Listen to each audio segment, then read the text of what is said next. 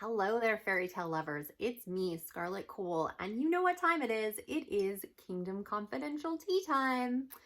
It is the third week of season 8. Everything in this Kingdom of Fairytales is absolutely blown by, and it has absolutely blown my mind. The stories that we've encountered so far off some of my favorite fairy tales, but taken in completely different directions, is something that I'm never ever going to forget.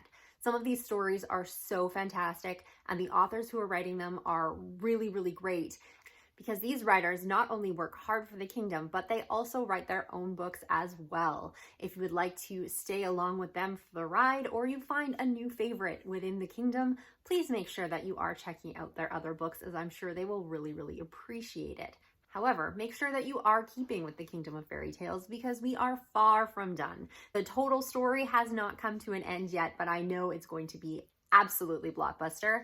And there are so many other stories that we've still yet to enjoy. Some of my favorites are still yet to come, so you probably want to make sure you're still checking those out. Anyhow, this week we are here to talk about Halia.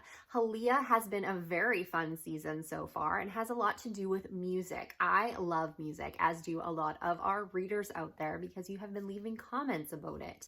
Although the original Cinderella didn't have as much music, unless you count the Disney version and all of those singing mice, Halia's story does very much focus around music. So when I talked to the guest author, Margot Riker-Kirk, about Halia's story, she had lots of things to say about music and the elements involved in that story.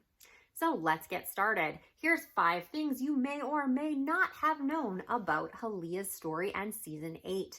Number 1, Margot was very nervous about writing a series with so much music in it. She said that she did have experience as a singer, and obviously she has experience as a writer, but she had never ventured into songwriting before. So this is the first time that she has ever written lyrics for music.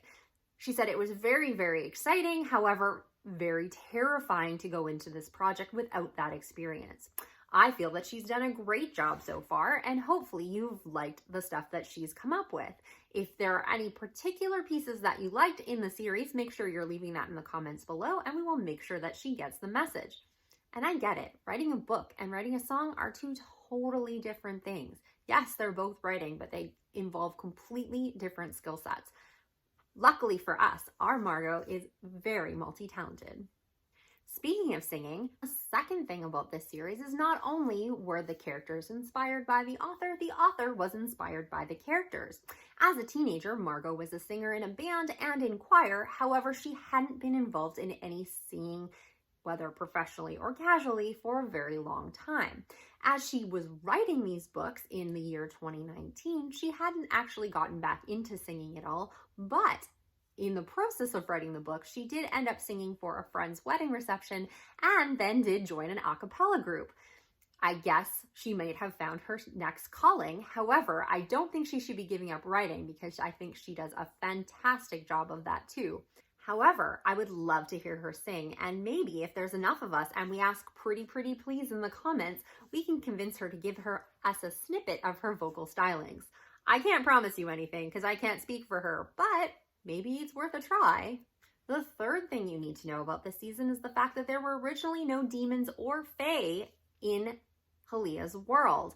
Originally, Halia was supposed to be surrounded by ogres. Yes, that's right, Shrek-style ogres. However, Margot had suggested that she thought that demons and fae were a better fit for the story, and went with that concept. I think it was a great choice, and I've really been enjoying her take on demons and fae within Halia's story. So what do you guys think? Do you think she should have stuck with the ogres, or are you enjoying her demons and fae? Personally, I am definitely team demon, and hopefully so are you.